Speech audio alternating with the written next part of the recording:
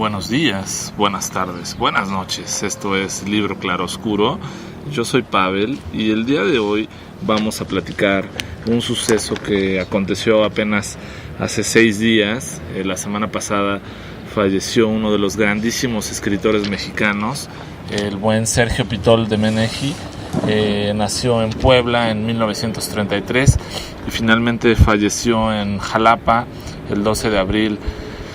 Uno de los grandes escritores sin duda de la literatura mexicana, un referente, una persona que con su pensamiento, sus traducciones y sus ensayos marcó en gran forma la literatura mexicana. Estudió Derecho y Letras en la UNAM y pues bueno, a partir de 1960 vivió en muchos países, aproximadamente unos 30 años más o menos. En el 2005 recibe el premio Cervantes por su grandísima trayectoria literaria y uno de sus temas obsesivos, según decía su gran amigo Carlos Monsiváis, fue el de los mexicanos fuera de sus espacios naturales. Uno de sus grandes libros, voy a recomendarles anticipadamente sus 5 mejores libros, es un criterio propio y los cuales pues ojalá tengan oportunidad de acercarse a ellos. Ahora seguramente pues van a estar más solicitados ante el fallecimiento. Siempre pasa así, tenemos grandes escritores, grandes músicos, grandes pintores en vida y cuando se van es cuando en ocasiones más se valora un poco su arte. Uno de ellos es El viaje en el 2000, otro es Domar a la divina garza en 1988, El desfile de amor de 1984, La vida conyugal de 1991 y por supuesto El arte de la fuga de 1996, considerado por muchos uno de sus mejores libros o quizá uno de los mejores.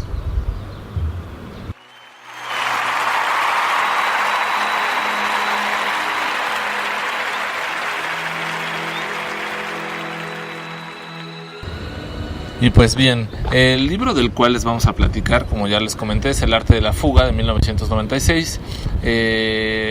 La versión que yo tuve en esta ocasión, lo he tenido en 3 ocasiones este libro, pero en esta que les voy a reseñar es de Ediciones Era.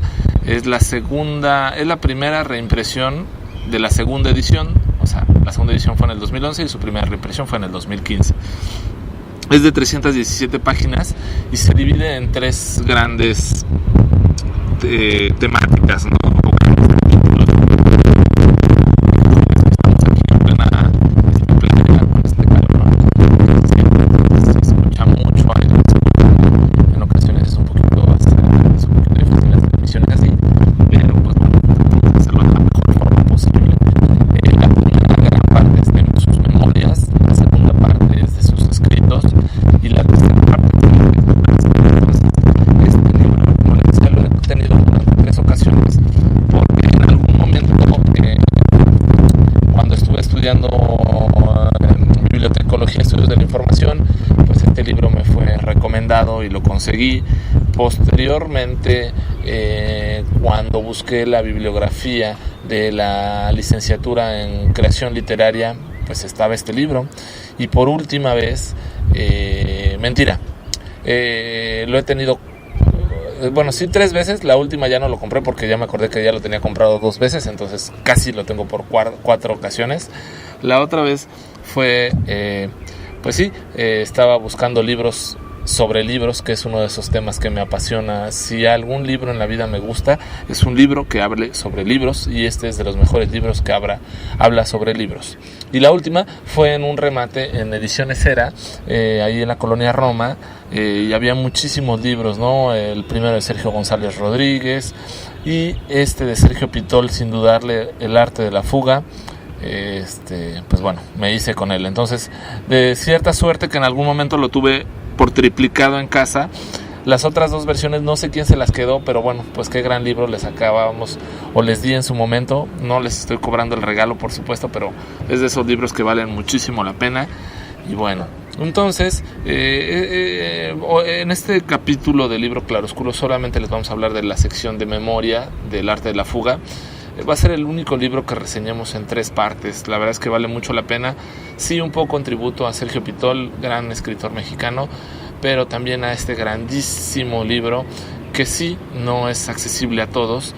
No es tan fácil poder reseñar libros de este tipo con tanta profundidad, con tanta información y con tanto amor por los libros. Entonces, esta va a ser la trilogía inicial, esperemos hacer otra, de libros para los libros o libros por libros. Entonces, bueno, bien, intercalados, vamos a estar metiendo en una parte de este libro, habla un poco de los sueños que tenía Sergio Pitol y bueno, textualmente están leídos e íntegros sus sueños. Entonces, entre plática de este libro, pues irán escuchando esos sueños del buen Sergio Pitol. La primera parte del libro, como les decía, pues dice un poco sobre todo está en las cosas, ¿no? Y hay una parte que me gustó muchísimo. Veía y no veía. Captaba fragmentos de una realidad mutable, la sensación de estar situado en una franja intermedia entre la luz y las tinieblas. Se acercó más y más cuando una fina y trémula llovizna fue creando el claroscuro en el que me movía. Y bueno, y así da paso a sus viajes. Él vivió, como les decía, 30 años en Europa y en Venecia pues tuvo la oportunidad de ver a grandes pintores, Giorgione, Bellini, Tiziano, Tintoretto, Veronese, Carpaccio, el inmenso legado de formas pues que te hace y te retumba a que en algún momento todo mundo tiene que darse la oportunidad de viajar a Venecia. Inclusive dice que es inabarcable, que siempre queda algo que ver. De las muchas veces que fue a Venecia, pues siempre tuvo como complicaciones para ver todas las obras, todas las pinturas, y que pues en una de esas tardó muchísimo tiempo para poder ver el mural La Resurrección de la Carne de Carpaccio. Y él recorría el hotel de la Fenice des Artes, perdonen mi italiano, hasta la iglesia de San Giorgio degli Schiavoni.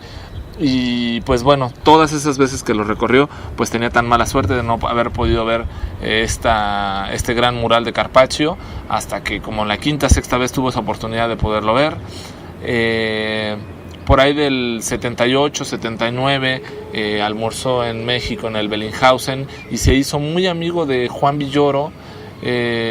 Y bueno, y así entre estos memorias y recuerdos se mezcla un poquito cómo vive en Jalapa. En las mañanas sale al campo donde pues iba a su cabaña, se dedicaba varias horas a oír música, por la tarde volvía a escribir, a oír música, a leer, a veces a ver alguna película en una videocasetera, pero a partir de las 6 no había poder humano que lo hiciera salir de su casa. Y él decía que si tuviera que vivir en su casa en un arresto domiciliario, su felicidad sería perfecta.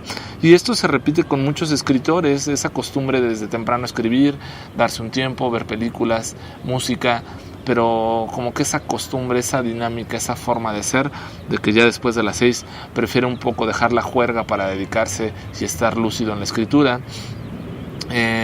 También decía algo muy chistoso cuando él decía que decían que un hombre era tolerante, pues la mayoría supone al instante que un hombre tolerante es sinónimo de que su mujer lo engaña y pues que las demás personas lo hacen pendejo, ¿no? Entonces, con esta gracia y con estos toques empieza este libro, que sin duda pues es una exquisitez a los que les gustan los dos libros, para los libros, y las recomendaciones literarias tienen que hacerse con esta arte de la fuga.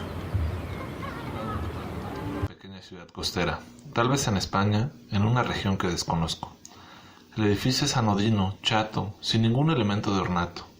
De vez en cuando tropiezo en la calle con un matrimonio de aspecto tristón, vestidos ambos sin gusto, como si se ocultaran tras de su ropa carente de estilo, pero que a pesar de todo llevan con cierta dignidad. Ambos usan gabardinas de color gris rata que acentúa su anonimato. Un día coincidimos en la portería al recoger nuestra correspondencia. Luego comenzamos a saludarnos, a cambiar algún comentario sobre el tiempo, hasta que empezamos a hacer caminatas juntos. Hablamos de libros, de historia, de arquitectura, pero sin pasar jamás de las banalidades más planas. Nunca hablamos de nosotros, de nuestras profesiones, de nuestro pasado, ni siquiera el motivo de elección de ese lugar tan deducido donde vivimos. Decir hablamos es incurrir en una exageración. Quien habla siempre es mi vecino, un tipo descolorido. En los inicios de la vejez sonriente, siempre, pero con una sonrisa ayudiza, sucia, que produce una actitud de rechazo, por lo menos en mí.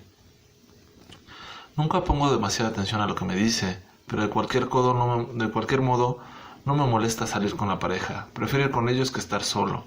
En una ocasión en que el marido subió a recoger algo en el departamento, no sé qué me impulsó a decirle a su esposa: «Qué amplia información maneja su marido. Jamás me canso de escucharlo». Era un elogio evidentemente delirante. La mujer me miró con asombro. «Nunca hubiera creído», respondió, «que fuera usted tan limitado. A mí me parece un soberano imbécil». A partir de entonces casi no salió con nosotros, y las pocas veces que lo hizo, manifestó en todo momento su desprecio al discurso del marido. Pasear con él a solas comenzó a resultarme fastidioso. Todo lo que me decía me era incompatible. Aunque él parecía dar por hecho que yo compartía sus opiniones, comencé a evitarlo, pero se les ingeniaba para encontrarme. En varias ocasiones me negué a acompañarlo. Parecía no escucharme y seguía parloteando a mi lado. La situación se volvió insufrible. Un día me encontré a su esposa en la farmacia y me quejé del acoso del que su marido me sometía. Me miró con desprecio. Me dijo que estaba muy bien merecido. Durante semanas no había yo hecho sino darle alas a ese pendejo. Durante los siguientes días le hice sentir al tipo que me era intolerable, que prefería quedarme en casa o hacer solo mis paseos. En un principio él no perdía la compostura. Ponía si acaso cara de Martín y me reprochaba con humor agridulce mi soberbia. Luego comenzaba a sugerir veladamente que tuviera cuidado, que me podía hacer daño, que no minimizara sus capacidades, que si se lo proponía era capaz de hacerme expulsar del edificio. No solo eso, sino también de la ciudad, tal vez hasta del país. La turbidez de su sonrisa, la malevolencia de su mirada se acrecían en esos momentos. Paulatinamente aquel sueño se comenzó a transformar en una pesadilla. La acción se paralizaba, las amenazas pronunciaban en voz baja, más bien en un tono untuoso, eran ya constantes. Era consciente de que aquello era solo un sueño, pero ningún esfuerzo podía sacarme de él. Parecía estar condenado de por vida a no poder romper esa situación, tratar de evitar su presencia y no lograrlo. Tener que escuchar sus amenazas, como si todo eso se convirtiera en algo cíclico, eterno, sin escapatoria, y aquel fuese el círculo del infierno al que me correspondía.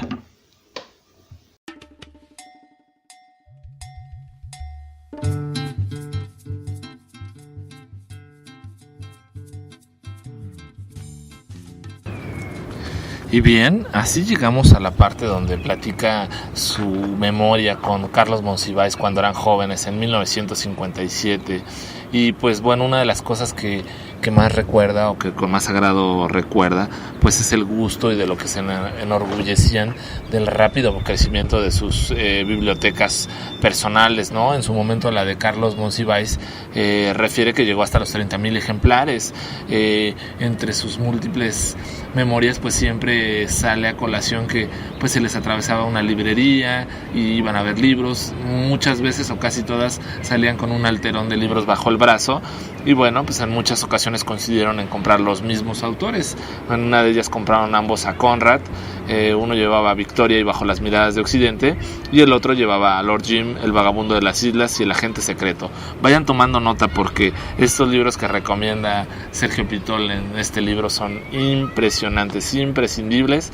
Entonces la verdad es que sí vale mucho la pena este libro, tanto por fines lúdicos, por fines de gusto o por fines meramente de investigación. Tiene toda la valía este libro.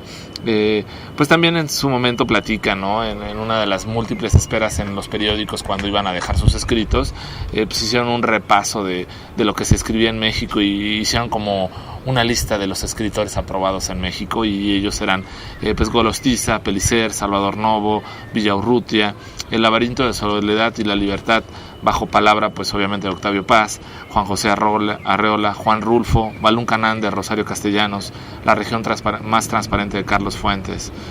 Y bueno, finalmente entre las frases casi le dedico un par de páginas a referirse a su gran amigo Carlos Monsiváis y dice que es un polígrafo en perpetua expansión, un sindicato de escritores, una legión de heterónomos que por excentricidad firman con el mismo nombre. Esto se lo dedicó en Jalapa en 1996.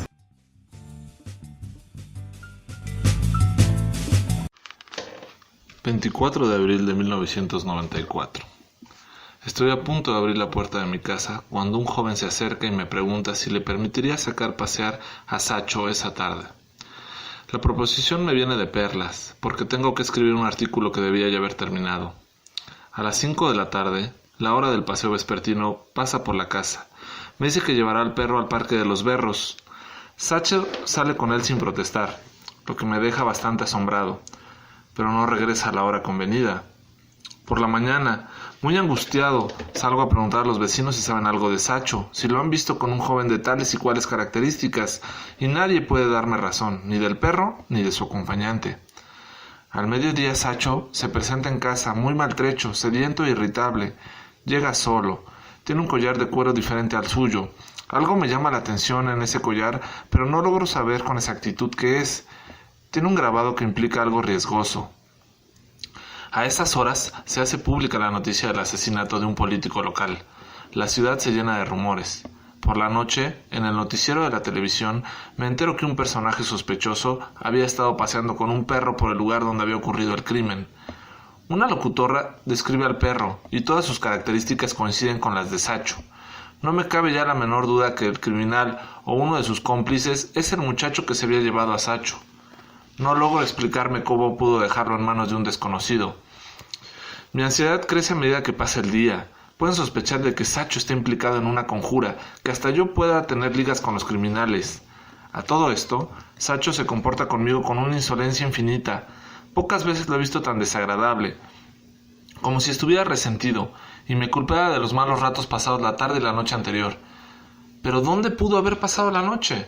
¿Podría conducirme a ese lugar? ¿Y qué caso tendría intentarlo? No consigo salir de mi perplejidad. Me digo que todo eso no es sino un sueño. Lucho por salir de ese sueño antes de que la policía llegue a interrogarme, pero no lo logro. Son precisamente los ladridos de Sacho los que me despiertan del sueño interminable. Está muy irritado. A duras penas puedo ponerle el collar y hacerlo salir para su habitual paseo matutino.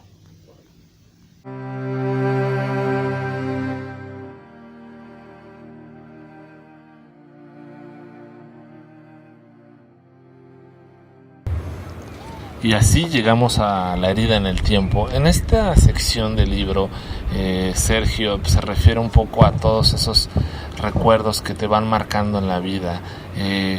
Ya como persona, pues sí, en cierta medida mayor, cuando escribió este libro, cuando salió publicado este libro, mejor dicho, porque lo escribe en varios puntos de su vida, pues él ya tenía 63 años, ¿no? Y pues recuerda que cuando él viajaba a Europa, pues se iba en barco, y que cuando finalmente regresó a México por ahí de los 90s, pues ya no existían dichos viajes en barco, ya todos eran por avión, ¿no? En algún momento recuerda en Roma, pues compraba sus libros en una pequeña librería en la vía Babuino, y la atendía una pareja ni muy joven ni muy vieja, eran pues gente de libros, de esas personas que se comprometían mucho con la literatura, no escatimaban y arriesgaban todo por recomendar los mejores libros. Y siempre que él pasaba por Roma, pues se daba una vuelta por esta librería. Envejecieron juntos, nunca perdieron esta seguridad en su intuición y su tino literario, no hacían ninguna concesión a la literatura ligera. Son de esas pocas o escasas librerías hoy día que existen, que tú sabes que si vas a buscar un libro es de una calidad impecable. Luego tener una librería es tan complejo por ceder a aspectos comerciales que pues es normal, ¿no? Siempre es un poco el negocio, pero también el gusto por los libros. Poder conservar una librería con ese gusto y respeto literario por una sección de libros específicos es realmente complicado, y esa librería que encontró en su momento Sergio en Roma valía la pena cada que pudiera visitar Roma ir a esa librería. Con el paso de los años pues visitó esa librería y la mujer ya estaba sola en el mostrador, su esposo había muerto. Años más tarde la vio sentada, la misma señora en la misma librería, pues ya sentada en un sillón, ya no se movía, no hablaba. Una señora un poco más joven que ella se acercó y le dijo pues que era su sobrina y que pues había sido la señora víctima de una depresión perversa. Diario la vestía, la arreglaba y la llevaba en coche a la librería. Eso la reanimaba, realmente le daban esas ganas de vivir. Hasta que finalmente en 1996 volvió a buscar esa librería. Pasó y ya estaba cerrada. Ya había dejado de existir. Ya había otras cosas en esa librería que tanto y tanto le había dejado en vida. 21 de abril de 1992. Me he instalado en Roma, en donde acabo de comprar una casa. Debe ser en las afueras de la ciudad. Su aspecto es pobretón, pocos muebles, todos viejos, polvosos y desvencijados. De pronto veo chisporrotear un cable eléctrico. Las chispas se convierten en pequeñas llamas y comienzan a carbonizar una viga. Vivo solo, sin que nadie me auxilie en estos casos. Salgo a buscar un electricista, pero la situación parece no preocuparme demasiado, como si ese cortocircuito tuviera la misma escasa importancia de la puerta del armario que cierra con dificultad. Salgo a la calle con una escalera portátil en una mano y en la otra una maleta. Advierto que Sacho me ha seguido, lo dejo acompañarme pues es la hora de su paseo.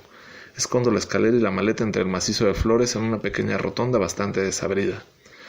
Descubro una entrada al Pincio y me interno con Sacho con una puerta para mí desconocida. Pasamos frente a un aviario. Jaulas enormes albergan allí miles de aves exóticas, maravillosamente coloridas. Comenzamos a ascender una colina. Al pasar por un tendajón se me antoja comprar un poco de pan y queso. A Sacho no le permiten el ingreso, así que lo dejo en la acera con instrucciones de no moverse durante mi ausencia. Me equivoco y salgo por una puerta trasera. Aprovecho la oportunidad para dar unos pasos y disfrutar el paisaje. En un momento dado, descubro que me he perdido. Camino sin rumbo, angustiado. Llevo a Sacho clavado en el pensamiento. Entro en un café y le cuento a todo el mundo mi desgracia, la pérdida de mi perro, la imposibilidad de encontrarlo. Pido que me orienten para volver a esa entrada del Pincio donde hay un aviario. Un joven se ofrece a conducirme al lugar. Dice conocer el camino a la perfección por ser distribuidor de pan en todos los negocios del rumbo. Antes de salir, elige con mortal parsimonia un par de enormes hogazas y luego ya de camino me explica lo importante que el pan es para los romanos, en especial ese tipo de pan oscuro y pesado. Dice que al comerlo comulgan, ratifican su identidad. Lo oigo con desesperación, comento que hemos cerrado el camino, que cada vez me siento más lejos del lugar donde Sacho ya se ha abandonado. Responde con petulancia que conoce mejor que nadie esos lugares, que seguimos un atajo directo. Caminamos en silencio durante largo rato. Al dar la vuelta a un recodo, aparece ante mi lúpula de San Pedro el Vaticano, pues. No me cabe la menor duda de que he seguido a un loco, a un irresponsable, que es lo mismo. Lo insulto y se marcha comiendo su pan. No me explico cómo pudimos haber pasado el río sin yo advertirlo. Hemos atravesado media Roma. Estoy más lejos que nunca de mi pobre perro y ha comenzado a caer la noche. Con toda seguridad también él andará desesperado, buscándome. En el peor de los casos alguien apreciará la calidad de su pelaje, se enternecerá ante su desamparo, descubrirá sus cualidades y cuidará de él. Sacho no tendrá que vagabundear por las calles. A mí, en cambio, me será imposible sobrevivir a su pérdida. Me sentiré culpable de haberlo abandonado. Recuerdo que he dejado en algún lugar una maleta y una escalera, objetos insólitos para salir a la calle en busca de un electricista. Recuerdo también que mi casa había comenzado a quemarse. Han pasado tantas horas que solo quedarán cenizas de ella. Salí a la calle sin documentos de identidad, o tal vez estén en la maleta perdida.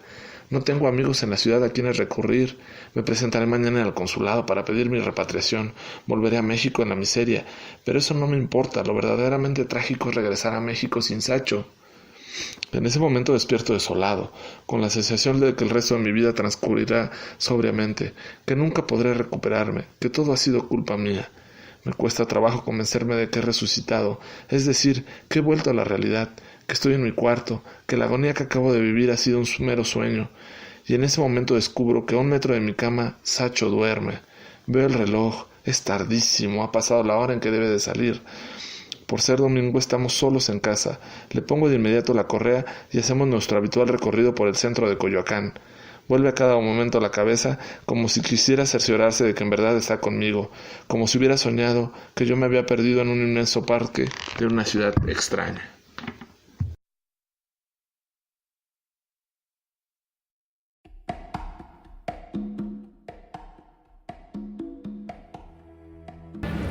Y bien, llegamos a la sección de sueños nada más.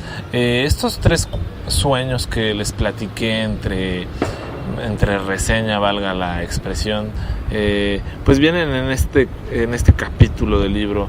La verdad es que toca un tema bastante importante y relevante, y él así lo refiere, pues a partir de 1968 llevó un diario de los sueños. Su carácter es narrativo. El carácter angustioso surge del deseo de escapar de lo soñado y la imposibilidad de hacerlo. Así son los sueños. Ahora ya sabemos que los sueños siempre vienen previo al momento de despertar, pero como con una tendencia o con una disciplina bárbara, pues él llevó este libro de sueños, y los cuales pues ahora les pudimos platicar. Los sueños felices son escasos y difícilmente recordables. Una vez saliendo de la cama, los sueños agradables siempre se desvanecen. Y pues sí, así también pasa en la vida real. Los sueños no perduran para siempre, y cuando los estamos disfrutando y paladeando es el momento preciso de abrir los ojos. Entonces este reflejo nos lo deja en esta parte del libro Sergio Pitol con una gran maestría, para luego llegar a sus primeras andanzas por Europa. Cuando fue a Barcelona, vivió de una forma muy austera, y en la cual pues ya estuvo a punto de la miseria, en la cual tenía que juntar 6 pesetas y llevar un plato prácticamente para que le dieran sopa y poder comer.